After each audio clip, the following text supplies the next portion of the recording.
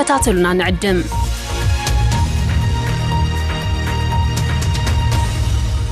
كن سجنتا بي بي سي أفان أوروموت نولين ترا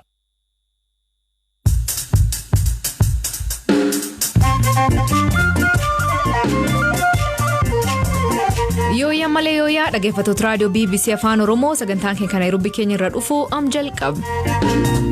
Kophee irra keessatti naannoon Tigraay eegarka mootummaa federaalaatii baatee maankee jirti jiraatota dubbifne.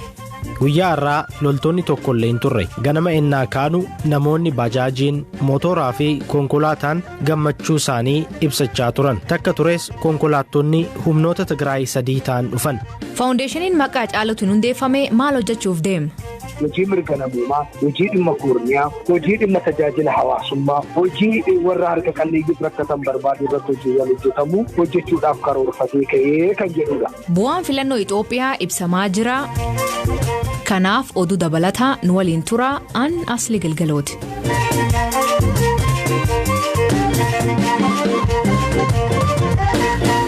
Dhaggeeffattootteen oduutiin jalqabaanii filannoon biyyaalessaa marsaa 6ffaa naannolee filannoon itti geggeeffame 942 keessa bu'aan filannoo 618 boodii filannoo dhaqqabuun himame.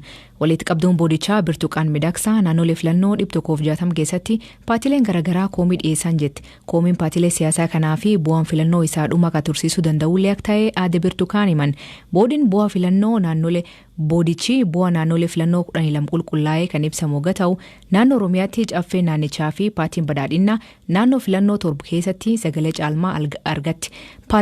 Paarlamaaf ammoo naannoo filannoo 3tti paartiin badhaadhinaa sagalee olaanaa argatti. Naannoo Amaaraatti ammoo naannoo filannoo 2tti sochiin biyyaalessa Amaaraa teessoo paarlamaa 1 fi teessoo manmaree naannichaa 1 argatti.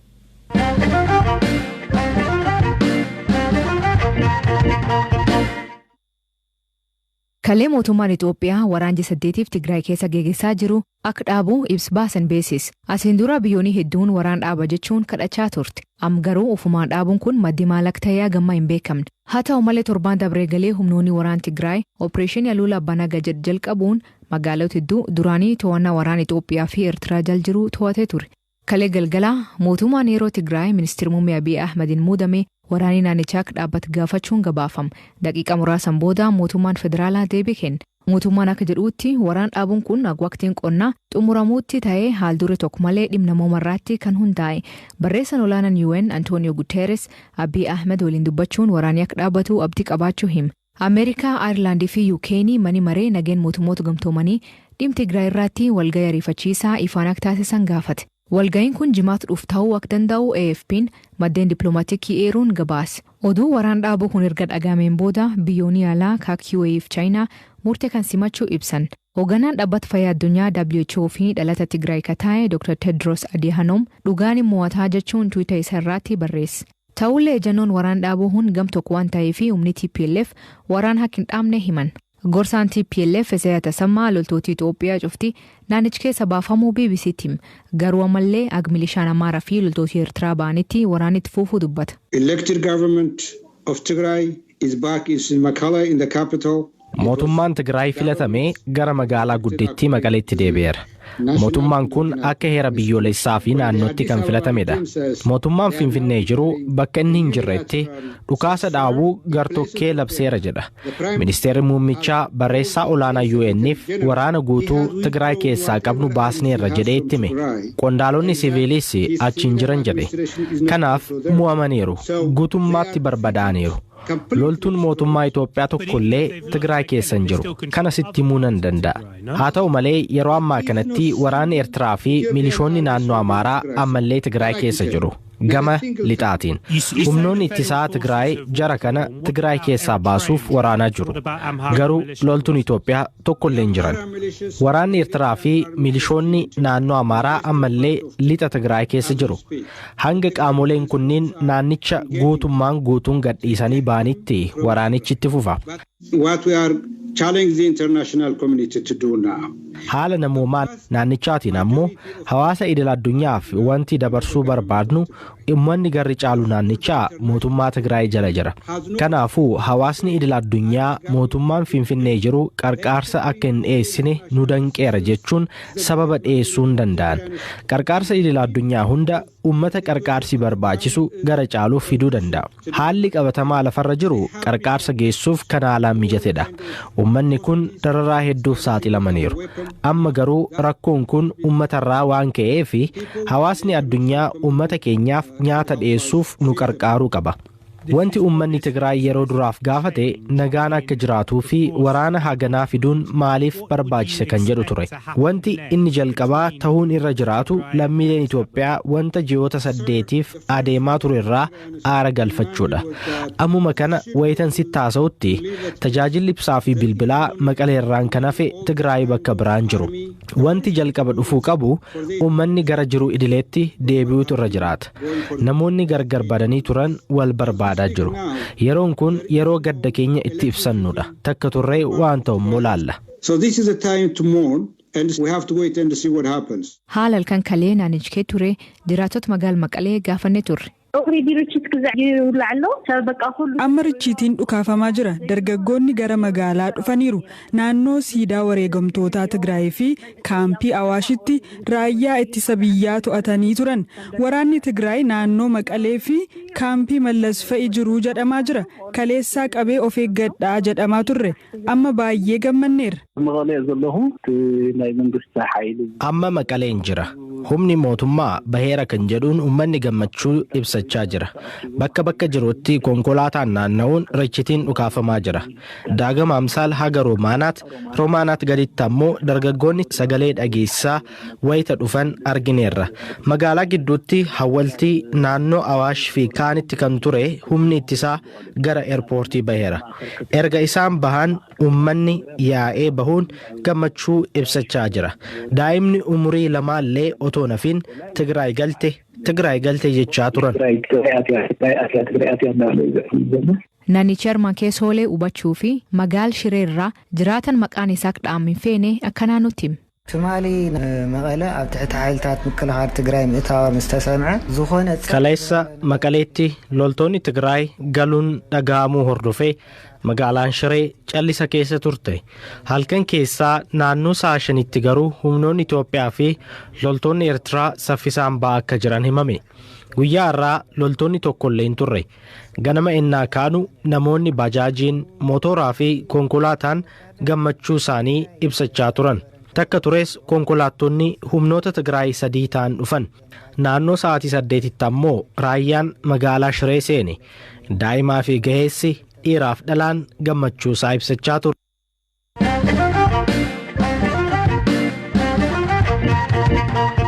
Guyyaan yaadannoo artist Hacaaluu Hundeessaa kan waggaa dabreen waxabajii 29 ajjeefamee bakka garaagaraatti addunyaa guutuu keessatti taasifamaa jira. Kalee magaala Finfinnee hoteela Skylight keessatti maatii hiriyoota fi jaalatoonni isaa walitti dhufanii albaam isaa 3ffaa eebbisaa turan. Kan malee Oromiyaa keessatti Bishooftuu, Lixi Shaggar, Amboo, Sulultaa, Shashamannee fi magaalota birootti qeerroon sagantaa yaadannoo taasifte. Magaala Naayiroobii keenya keessatti Oromoo naannoo Islii jedhamuutti walitti dhuftee yaadannoo isaa geeggeessite. Namoonni sagantaa kanarratti hirmaatan akkan jedhan. Kun kan ta'eef artist Hacaaluu Hundeessaadha. Falmaa mirga namoomaati. Fargaa mirga dhala namaa ture hanga. Hussein Baanataa jedhama. Sagantaan yaadannoo artist Hacaaluu Hundeessaa waggaa tokkoffaa akka sochii tokkummaa qeerroo Naayiroobiitti yaadachuu qabna wanta jedhu koreedhaan irratti erga waliigallee booda gara sagantaa kanaatti deemne yeroo lafa jireetti qophoofnee wantoota barbaachisu hundayyuu sagantaa sana akka inni midhaaginaan qophaa'utti sagantaa qopheessine. Kana keessatti immoo kaayyoon nuti qopheessineef sagantaa kana artist Hacaaluu jechuun artistii qofaa miti, qabsaa'aadha. Qabsaa'aa Oromoo beekamaadha. Nama qabsoo Oromoo keessatti gara qabsoo keessaa karaa walleetiin akkasumas immoo aktiivistiidha. Waltajjii garaagaraa irratti intarviiwwan garaagaraa keessatti nama uummata Oromoo kakaasaa ture, nama uummata Oromoo qabsoodhaaf hidhachiisaa ture.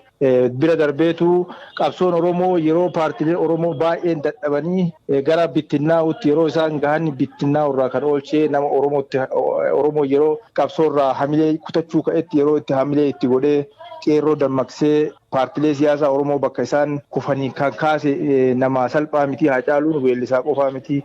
Kanaaf dhaloonni kun immoo wanta inni dabarse kanarraa immoo maal barachuu qabaa, akkamiin yaadachuu qabaa Haacaaluu wanta jedhuun sagantaa kun qophaa'uu akka qabu irratti waliigallee akka garee keenyaatitti guyyaa yaadannoo isaa goonee sirna sana geggeessine jechuudha.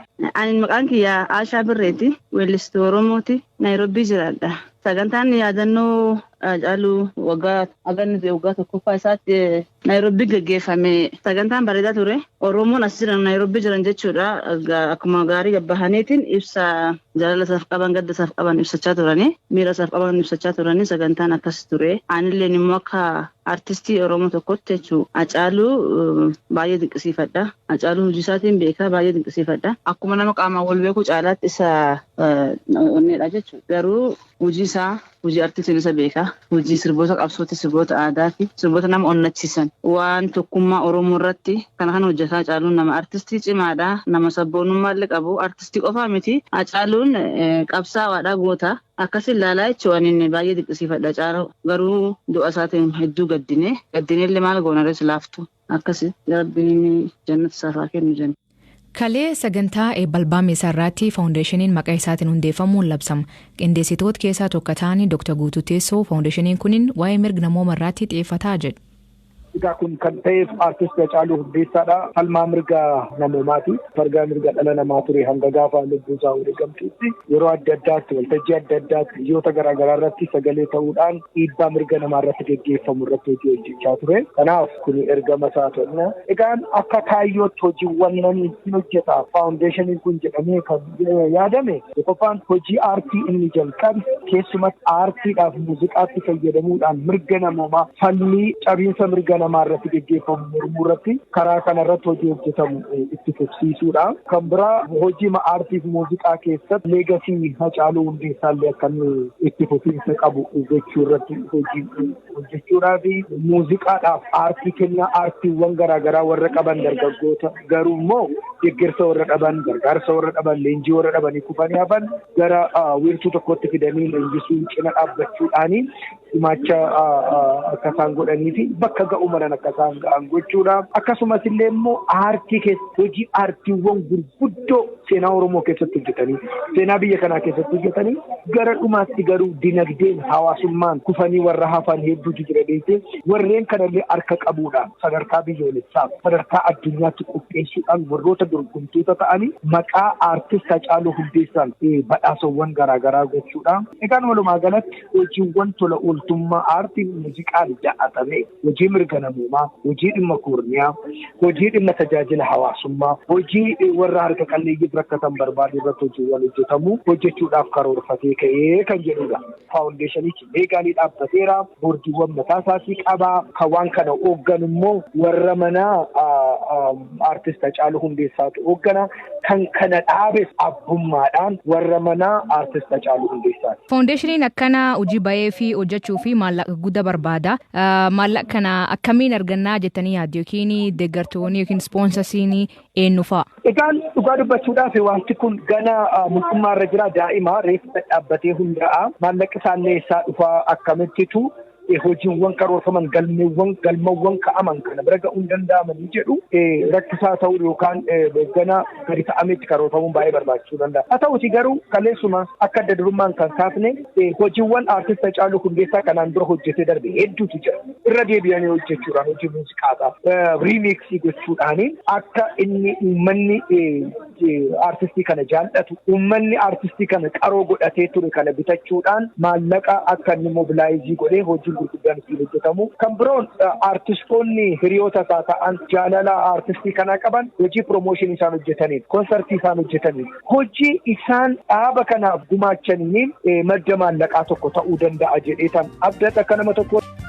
Dr. Guutuu Teessoon galatoom jennaa guyyaarraa magaalota Oromiyaa garagaraatti siidiin albaamii haaraa raabsamaa jiraachuun miidiyaalee hawaasaa irratti argine namoonni sirba dhageeffatan sirba dinqisiifachuu fi gammachuu isaanii ibsachaa turanii anilleen sirba haaraa kanaa sirboota garagaraa iTunes irratti dhageeffadhee hedduu jaaladhee sirba akka ajaa'iba nam gammachiisu kanaaf dhageeffattootni sagantaan irraa aganumaan namni sagantaa kan qopheesse Elias Mulugeeta gam teknikaatiin Oscar Bunga akborii isaatti akkana nagaa waaqa kee bulaa oraa bulaa deebana angafamaan dhan bulaa.